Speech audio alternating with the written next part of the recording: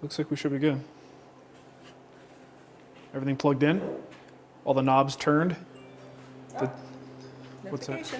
Oh, we're live. Let's watch it. Hey, everybody. That's what you said last time. Did I? Oh, yeah. That joke just never gets old. Merry Christmas, y'all, you little kids. Happy Hanukkah. Happy Hanukkah. Today's the first day of Hanukkah. Is it? Mm-hmm. Mateo wants to get, he asked me about getting a menorah. Mm-hmm.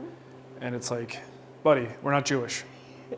He wants to celebrate. Technically, we're not. All the celebrations. Technically, we're not anything. Yeah. And by virtue of that, we are everything. Yes. So, hey, Merry Christmas. It's a special edition of Friday Live, being that it's Saturday. But not only Saturday, it's Christmas Eve for those who celebrate Christmas. I like your sweater. Thank you very much. And you know what? The more I look at this, the more I start to think this is E.T. on my shirt and not, what's his name, Marty the Moose. Yeah. So this is my sweet holiday sweater. Nicole has hers on. Feliz Navidad. Feliz Navidad. And I kind of feel ridiculous. I almost want to take this off because this is so silly. You know what I'm saying? I'm joking. Oh, okay. There's a joke in that what's under here is even worse. Nicole, you just don't understand my humor. So, yeah, good morning, everyone. Obviously, if I'm married to you, I understand your I know, I think you've just become numb to it over the years. That might be what's happening. Yeah, so yesterday we had lights installed in the shop, and they were like three dudes doing their thing in here. I didn't do it myself because it's way too much work, and they did a great job. So, but it took them all day. It was a full 8-hour installation, and the lights are great. So hopefully you guys even see in this video compared to... Sorry. YouTube. Dance break. You could see in the video quality that the lighting is quite a bit better. And I got a little bit of painting done, which I think you saw last week. So I think that with the LED light strips is really making a big impact. So I'll have like more information on this when I go into the actual lighting video that tells you about the wattage requirements, the circuit that it's on, the lumen output. I was talking with my buddy Jamie about that. We were comparing lumen per square feet in our shops. Mine was more, just saying. Lumens. And yeah, so we'll go into all that lighting stuff, but suffice it to say, I'm really happy with it. This finally is starting. It is one big thing that takes a space from a garage to a creative shop space is bright lights. I mean, you would think tools would be the most important, and it kind of is. But when you get those lights in there, suddenly it's like, all right, now this is a space that I could create in. I could see everything. There isn't really any major shadow areas, right? So pretty impressive. I think they did a really good job. And also big thank you to American Green Lights. And they're the ones who supplied us with those lights. You could check them out, AmericanGreenLights.com. And I could give you links to the exact units that I installed here. And I think you'd be happy with them. What's the wattage now? It went from, you're on a 15 amp. It's a 15 amp circuit. And the guys did the math for me. And it's not that complicated, but I don't know what the numbers are.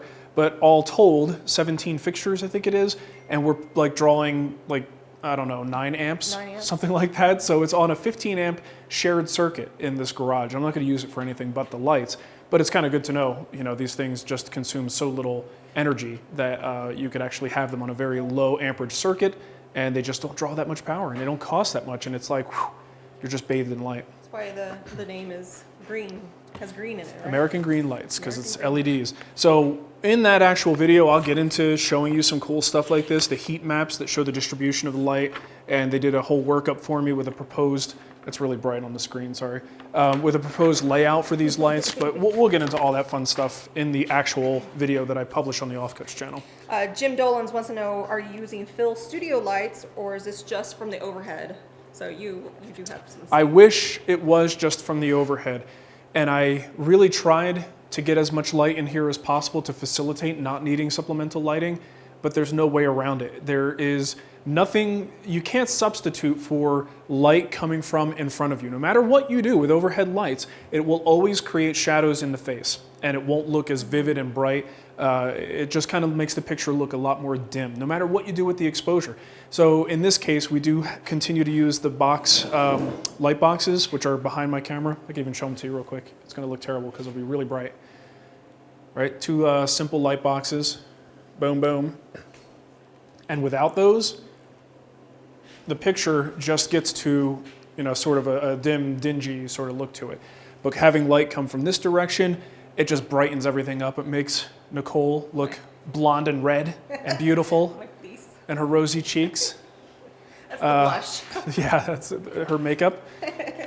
So yeah, Any other questions before I move on? Jeremy says, bad news, your shop lights make your shirts look like bad Christmas sweaters. Oh man, I had no idea.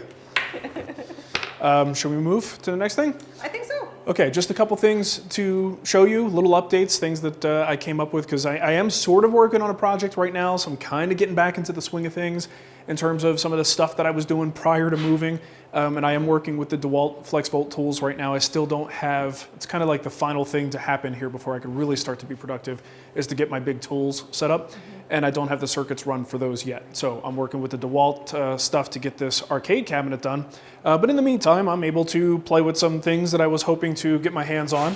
And you guys remember that I've been on this quest for good Bluetooth ear protection in the shop. So before I left Arizona, I went onto Amazon, primed up these bad boys. These are the 3M Bluetooth headphones. They're 3M WorkTunes Wireless Hearing Protector. AM, FM, all that crap that no one uses. I don't know, maybe some people use AM, FM. I do not. I use it for either line in or Bluetooth. You have good radio stations. That's true. Are there any good radio stations? Yes, there are. Are there? They've had to step up their game quite a bit. Yeah? Every time I turn one on, it still sounds like the same crap to me. Anyway, no offense if anyone works at a radio station. Not to crap on your parade there, but these are awesome. And I had in the past used the Howarth Late with the adapter, the Bluetooth adapter, and those still work okay, that I got the replacement pad on them, so it's a little softer on my little head. But these, out of the box, are fantastic. Now, the only drawback, if there is one, is the fact that it does take batteries. And I just use the Sanyo Eneloop batteries, and these, we use them all throughout the house. These are the best rechargeable batteries ever. I use them in my microphone setup. And so if they go dead, I just pop in 2 new ones, throw these back in the charger, and I'm good to go. They lock into the Bluetooth very easily. It's like a no-brainer process. Switching the source to get to Bluetooth is very easy. The only thing I don't like is after I turn it off and turn it back on, it resets its source. So it goes back to the first one in its series, which is FM, and you have to cycle through to Bluetooth. It doesn't stay locked into Bluetooth. But ultimately, the time it takes for me to do that is actually still faster than it did for my other Bluetooth device to kick in and start to play the audio. So I'm gonna... noise canceling? No noise cancellation. I don't think that, like, in terms of like a true active noise cancellation, I don't believe so. It's just hearing protection. The sound quality is really, really good, and overall, these are definitely going to be high on my recommendation list now, and are very comfortable to wear. Is there a specific size? The chat room wants to know if they come in different sizes. I don't think they do, but you know, it's like any other headset. It's, you know, if you have a big giant noggin, a big melon, here, you can see how much lower it goes on my head. Yeah, because this part is what extends. You'd have to have a pretty large melon to not fit these things. I guess maybe if you have a really small head, that could be an issue. I don't know, but it's you know, it's a one-size-fits-all product. Okay, next up, I want to talk about our buddy Michael Williams' new company, Calavera Toolworks. So my buddy Michael, he used to work with Festool, became friends with him over the years, and he's kind of doing his own thing, developing tool accessories, aprons, and just really high-end products. I wonder what was in that box. Yeah, it was in the office for a little while. But these are fantastic. So he sent me an apron, and I've never had a leather apron before. I've always had like the fabric canvas, like the ones we sell. This is so comfortable. Is it? Like, you forget you're wearing it. Like, I just thought leather would be like not really pliable and kind of rigid. And there are leathers that certainly are, like the front thing so you here. Have like little pouches. Yeah, little pouches. I call that my little Joey pouch. And but this leather, the main body leather, is just so soft. It's really pliable. What'd you do to it? Oh, Ava's waking up. Yeah, well, she didn't go to sleep. Oh, I think this is like a maker mark. In other words, I think they may have made a mistake and then continued to carve the letter 13 or the number 13 into it. You know, because I get the best stuff off the line. But seriously though, really comfortable. They're not cheap. Leather aprons generally aren't, and these are super high quality, so don't expect to get a bargain when you get something like this, but do expect to get an insanely awesome apron. But one of the things that they have that I think is really compelling, depending on the type of work you do and where you do your work, is their tool pouch line. I got one out of the bag here. So basically, these look like climbing gear, don't they? Little clips like this. So these are just small pouches that you can fill with screws, nails, whatever it is. You could hook them on to your body. You could hook them on to this little modular system that they have. It looks like you can kind of attach this anywhere, but I've seen them hook these up to the Festool MFT, hangs off the side, and you've got even dominoes you could put in there. So kind of a neat solution, and I'm still trying to explore how useful this is in a shop. And a lot of times, it's just like the whole Festool lineup in general, while a lot of shop woodworkers use them, the product line is actually really geared toward people on the road, people who are mobile, right? So a lot of the things they do are considerations for mobile craftspeople. So in this case, this is also something I think that does favor someone who's on a job site, but they're pretty cool, really high quality, and I'll see if there is, you know, maybe I do want to put my dominoes in something like this and have them right there on the MFT. Made in USA as well, which is really cool. So good luck with that, Michael. Thank you for sending me some samples here. On the edge, the chat room asked if you have an affiliate link for the 3M headphones. We will, yeah. No, we do. If you just go to the woodwhisperer.com/affiliate, it has all of our affiliate stores Okay. right there. We'll put the link to the specific product in the show notes after the show. But if you want to go to thewoodwhisperer.com/affiliate, you can find a link to Amazon, and then anything you buy in that session, basically, I think it's like a 24-hour cookie. Anything you put into your cart and purchase will kick back a few But we bucks have our way. affiliates with other stores like Rockler and Woodcraft, and so I just created a page with all of them right there. Yeah, So. and we can give you the direct link later on. Yep. Okay.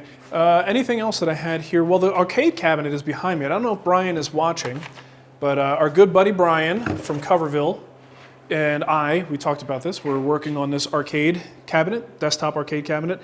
Brian had this vinyl translucent Is this like thingy. it's like sticker?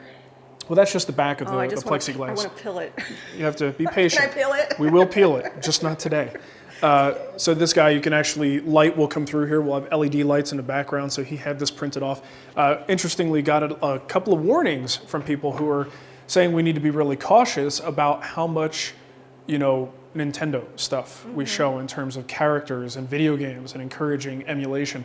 So I think in the actual video, we will either not mention it or blur the heck out of it, or maybe even get a substitute panel or something like that so that you can't actually see what that says or see the images, because we certainly don't want to be dealing with that crap and have a video taken down for something like that. Yeah.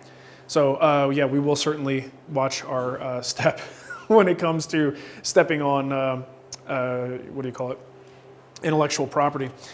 So yeah, it's actually coming along really well. This is a piece that I just had glued up. So we've got the front control panel. This is the control board where you have your 6-button layout with a joystick. Select and start in the front, and I'm gonna have a little USB port here.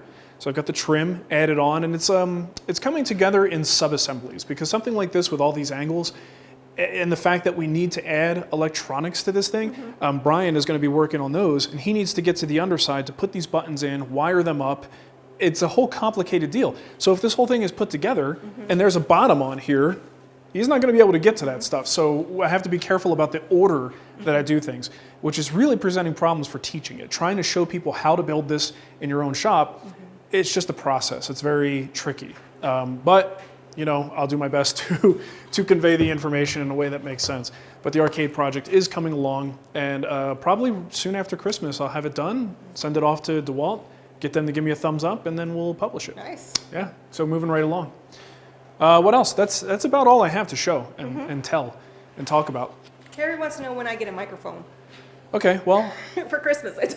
everybody gave me all these suggestions, and the thing is, if you don't know the exact setup we have, you might not know exactly why we can't do certain things. But the only way to fix it is with a very simple microphone splitter, and I didn't want to do that because we have a much more elegant microphone solution that's going to become very unelegant as soon as we put a mixer into the mix. So we will do that probably for the next live session. That'll be set up. I did order a little very small dumb device that just combines 2 XLR microphone inputs into a single output, and that'll go into the camera. That should work. Hey, Mateo's here. Ava's waking up. Yeah, it's Saturday. There's nobody watching the kids, so this is a family deal. What's up, Bubba? He wants to say hi. Say hi. See, look, Right there there. you are. Oh, look at him. Hey, Mateo, are you excited about Christmas? Yeah. Yeah? What did you ask for this year? Paw Patrol. World peace? Paw Patrol Patroller? World peace? No, buildings. Food for the hungry? See? This is what we teach our kids. So wait, you want a Paw Patrol something? A building? A building? Yeah. Excellent. What if Santa brings you the patroller that you asked him for? Why is that dog freaking out? Why is Winnie. that dog freaking out? Winnie, go lay down. Winnie, So anyway, All right. Mateo, What? what did you tell Santa concerning the fireplace this year?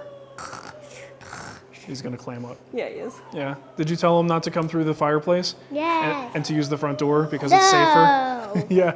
I like the peanut butter on your face.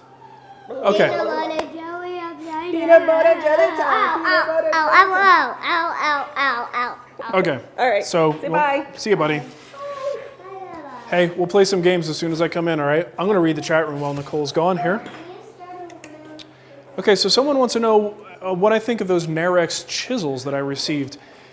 The initial build quality looks good. I'm a little bit hesitant to provide too much feedback on them because I have used them for kind of like knock around tasks, just kind of because it was the nearest chisel, especially in this situation. And the problem is I have not honed them and sharpened them to my normal standard.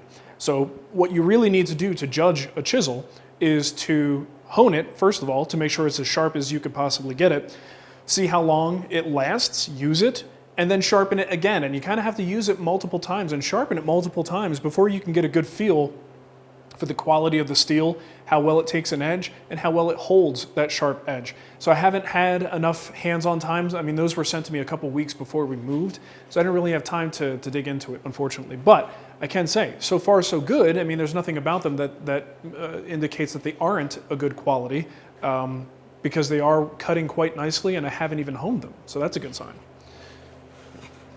Rubble on the double.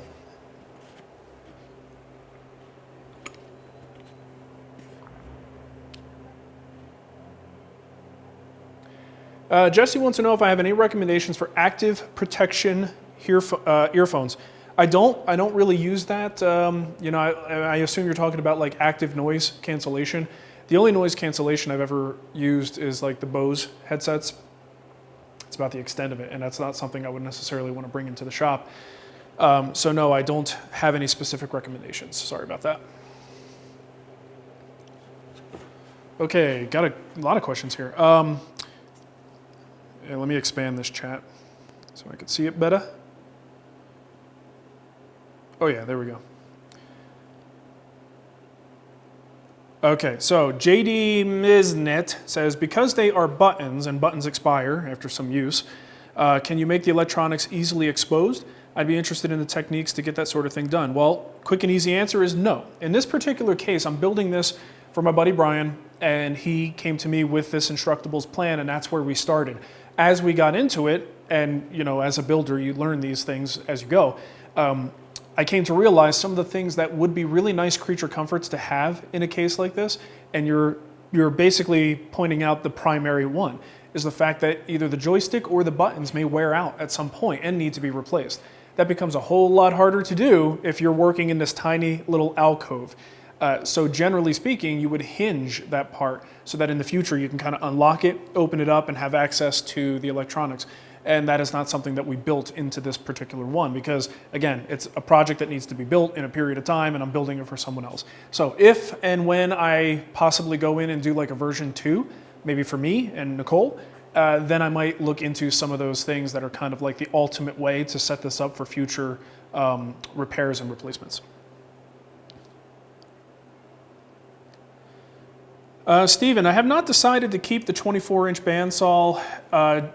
I think it's a 20-inch. I have to double check. I think I still want to get rid of it. I just don't know that I'm going to have the room to have both of those, and I may just drop down to like an 18-inch bandsaw and use that for everything.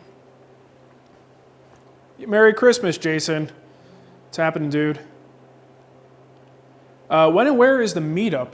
There's a Facebook group for it, and you might want to get in touch with Charlie or Andy. Those are the two guys who are kind of spearheading the meetup. I'm assuming that's what you're talking about, the one in Denver. So January, 19th? Almost positive it's January 19th. And I don't know the details off the top of my head, but I'm pretty sure January 19th is when in the Denver area. So. have or will, Blake is asking this, have or will you ever get a CNC or laser? Why or why not? Never say never. I can't say that I absolutely won't. I can absolutely say though that I'm not that interested in it right now. And you know, part of the thing is I geek out on woodworking, I geek out on furniture, and I geek out on the tools that allow me to do that. And I realize that CNC and laser and 3D printers and stuff can open the door to lots of other things. But the thing is, I still haven't really mastered the thing I already have my feet into. And I think that's why I'm not that interested in going into learning a whole new discipline, is because I feel like I'm still on my upward trajectory of learning how to use the stuff I already have. Getting into CNC and lasers, while very cool, is an incredible distraction from my primary goal as it is. So, so for me personally, my interests lie where I'm already at. And I know lots of people who have these tools. So if I need help with CNC or laser cut stuff, or Brian's got a 3D printer, if I need something like that, I could utilize someone who has been spending time with those things. And you might eventually get interested in it. That's what I said. Yeah. Never say never. But as it stands right now, I'm still trying to figure out marquetry. You know what I mean? I'm still like classic woodworking techniques. I want to get really good at those before diversifying myself too much into other disciplines, if that makes sense. Which is also why I won't do knitting. Yeah, in spite of the pressure. Knitting is hard. I know. That's why I don't want to get into it. All right. What else we got? There are a lot of questions. Renfro, when you leave, I can't speak. I know. Wants to know. You just get all clammed up without me? No. Oh. You take the microphone with you. I'm new to this. Have you met Frank Howarth? I have not met Frank. Frank and I brush up against each other's bottoms via Twitter. And that's about it. I've actually not had a conversation with Frank. Let's see. Greg Ferguson says, I've dealt with arcade machines for 10 years, and I can tell you that the joystick and buttons will last. Most get over thousands of gameplay before they wear out. Oh, that's good. Good to know. Yeah, I mean, this is just a home recreational unit that's going to be used by Brian and his family and friends. And I guess in an arcade, when you've got a bunch of kids, slapping quarters in there and bam, bam, bam, and beating all these things for like fighting games and stuff, it can get pretty intense. But I imagine an adult man who has some self-control might be a little more gentle on the buttons. I don't know. Is Brian an angry gamer? Brian, are you an angry gamer? You don't strike me as an angry gamer. Joseph Mensch. What's up, Joe? He wants to know if any rust has been a factor since the move on your tools. Joseph, not yet, because it's dry as all get out here. I mean, it's at the most, I think we've been looking at 30%, 35% humidity outside. And inside with the heat running, we're in the 20s. So I've been running 2 humidifiers like 24/7 inside the house just to get the humidity up to a somewhat tolerable level. So if anything, Colorado so far is roughly equivalent, if not drier, than Arizona. It feels drier. Yeah, so, but there also may be heating and cooling condensation things that could happen, and none of that has occurred at this point, so zero rust yet. We are not knitter haters. Am I a knitter hater? Look, there is a long-standing battle between knitters and woodworkers. On iTunes. It all started back on iTunes. Well, it all started, it started on Wood Talk. Yeah. The most interesting thing about this battle and this war is they have no idea that we're having it.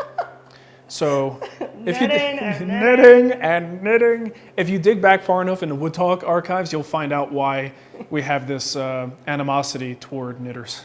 And obviously it's a joke, and I don't usually think about knitting more than once a year.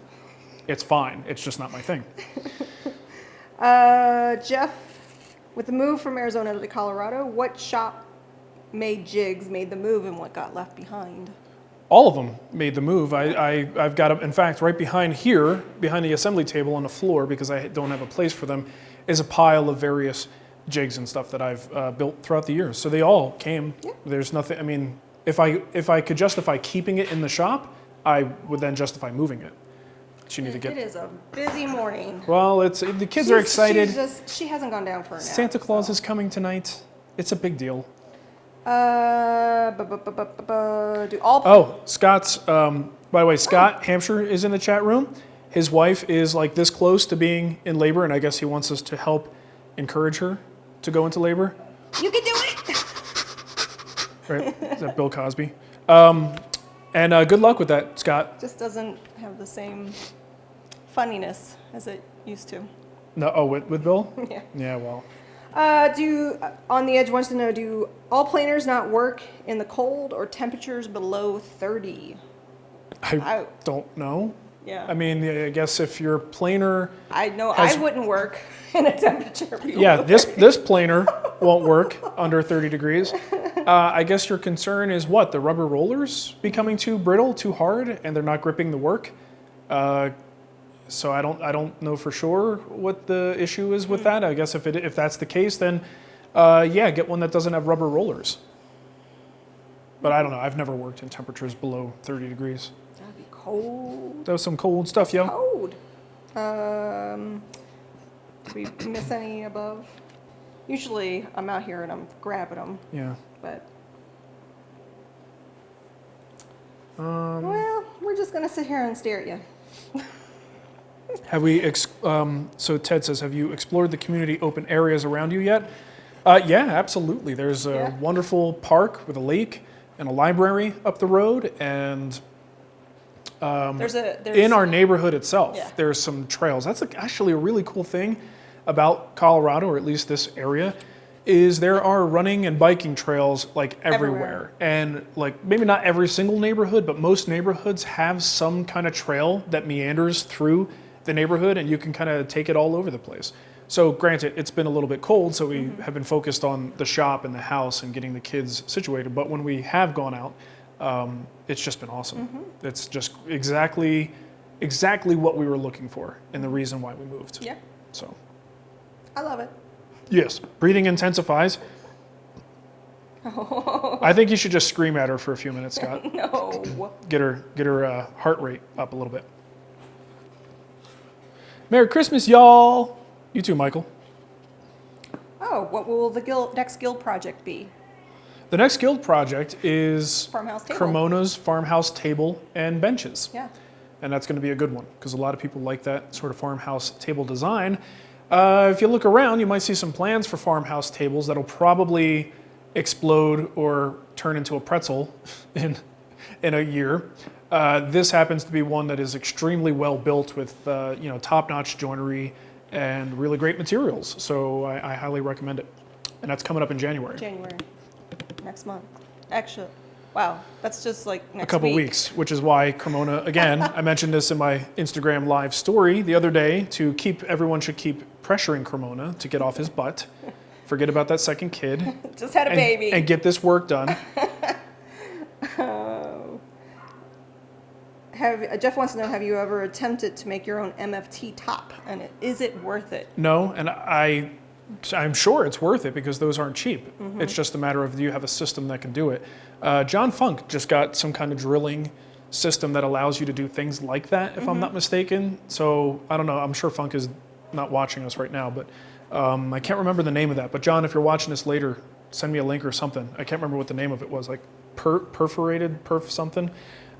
Someone asked about my wedding band. So Robert says, do you ever take your wedding band off while in the shop? No, and that is exactly why I now wear a Kalo ring.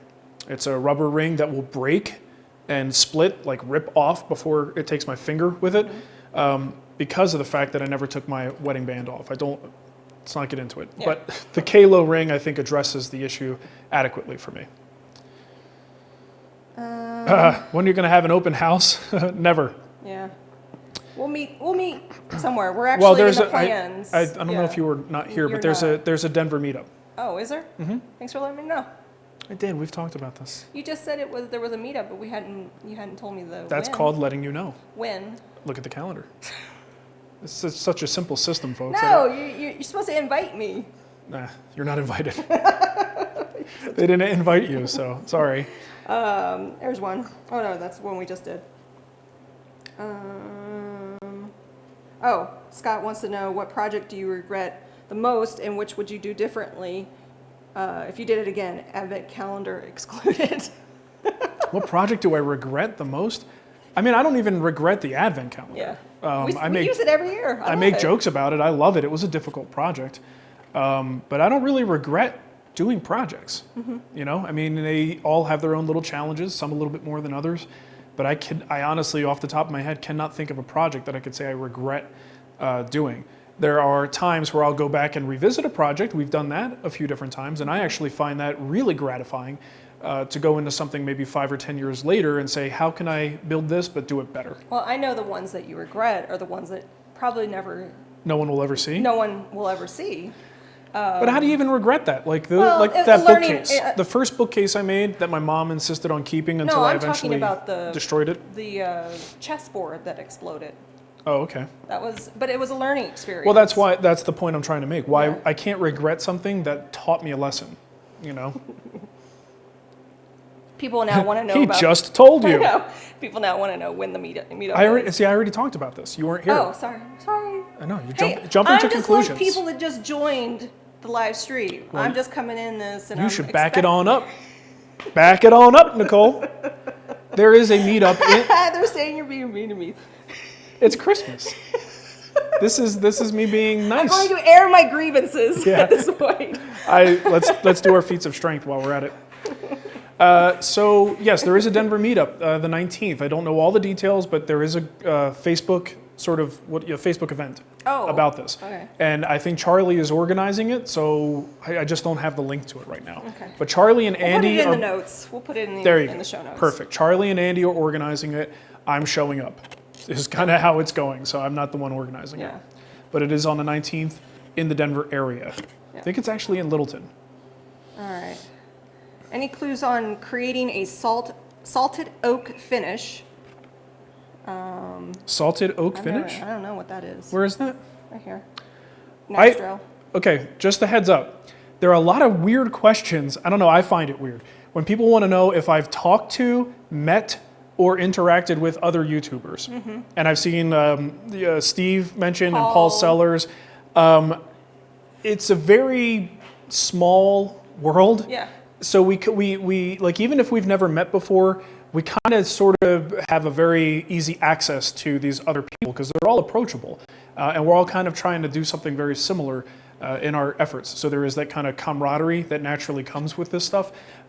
So I kind of keep to myself for the most part until like we have a reason to interact with them business-wise. Like at a convention. Yeah, so I mean, I meetup. met Steve at a convention once, and we hung out at the Weekend with Wood.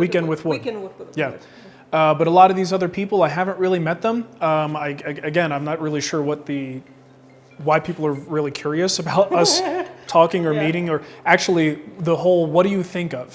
Whenever someone asks me, what do you think of so-and-so, I'll be honest, it makes me feel like you're trying to get me to say something bad about them. Yeah. It's kind It of. may not be true. I know, but it's a setup. It feels like a question. setup question. And that's why, in a lot of cases, I'm not going to answer those. If you have a very specific thing you want me to Like somebody address. saying, what are your thoughts on Hitler? Yes, that's exactly like asking me about Paul Sellers. Well done, Nicole. You think I'm mean to her? She's mean to Paul Sellers. That's not what I meant. I It's just- can't it's one believe of you. those just setup questions. Like, It's a gotcha Like, question. But if we met, if we were talking in real life, it wasn't be like, oh, what do you think of this person? I wouldn't necessarily start questioning you about your opinions about a. So you think individual. you think that guy's a Nazi? You think so? That's terrible. I just know what I meant. I know what you're saying. I know. But the bottom line here is it does feel like a setup question if you're asking. Yeah. All right. And it may not be. We may I'm be embarrassed misinterpreting now. that. I didn't mean that. That's right. Ava's crying. We're gonna have to go soon. Yes, and the bell. I'm gonna go now. Okay, I'll answer a couple more Merry questions. Christmas, everybody. Let me get two more questions. Yes, I did go to Austin Hardwoods, Marc and Orser. Went a couple weeks ago and picked up the couple pieces of walnut and some walnut ply.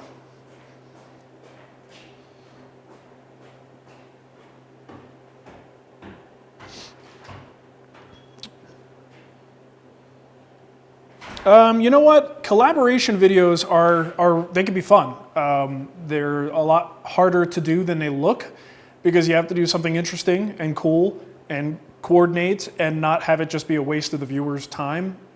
just because it's kind of a neat thing to have these two people working together and collaborating in a way that is just worthwhile. And it can be very tricky. But I agree, collaboration videos are a lot of fun.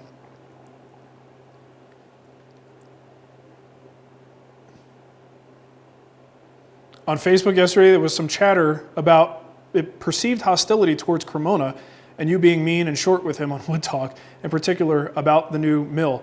All I could say is if people at this point, as long as I've been doing that show, are not familiar with my sense of humor, then they need to move on. Like, obviously, Matt is on the show because I respect him. I've got Matt building projects in the Guild. The Guild is my gold standard for what I consider to be the pinnacle of woodworking teaching via video. And I invited Matt to teach there. Matt is sort of like my little cousin or, a younger brother. And that's when I dig on him. I can't believe that people are not picking up on the fact that I'm just busting his balls, because that's what friends do to each other. So if that's a problem for people, they need to get over it, because obviously I have nothing but respect for Matt. And I think the vast majority of people understand that being short with him and the whole bandsaw thing, it's a long-running joke.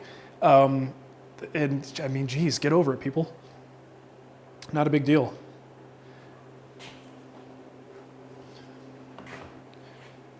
Let's see. Ken wants to know, after the arcade project, what do you think the next shop setup task will be? Power, right? We got to get some power in here to get these tools in place. And really, it's an organization thing. I've got to get the tools where they're going to go, get some power laid out so I could juice them up, continue the painting.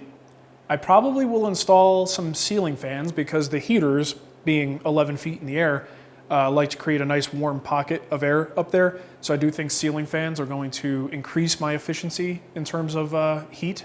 So we'll have to do that. And, just organization. I just got to get everything where it needs to go. Let's see, marvelous one. Have you looked at the Evo miter saw? Bob from I Like to Make Stuff uses one and it cuts everything. I'm sure it's not great for fine woodworking, but no, I haven't. Don't know much about it either. I'll have to check Bob's videos out and take a look at it. Tom gets it. Tom says, always feels you are best buds. Yeah, I mean, the thing is, when you're listening to one of these shows, and that may be kind of the downfall for new listeners, and it's like that for any type of show of that nature, like a podcast, that you don't always know the inside jokes. You don't always know the background to what led to this relationship between these people. So if you perceive some hostility, you may want to listen a little bit more, or maybe go back and listen to older episodes, because that perceived hostility is most likely, two people just being kind of chummy with each other and busting each other's balls, because that's how we are, So, yeah, listen more, and you'll probably understand. Yeah, Gary, I did. Merry Christmas to you, too. Thanks for the compliment on the sweater, and we did get the lights in.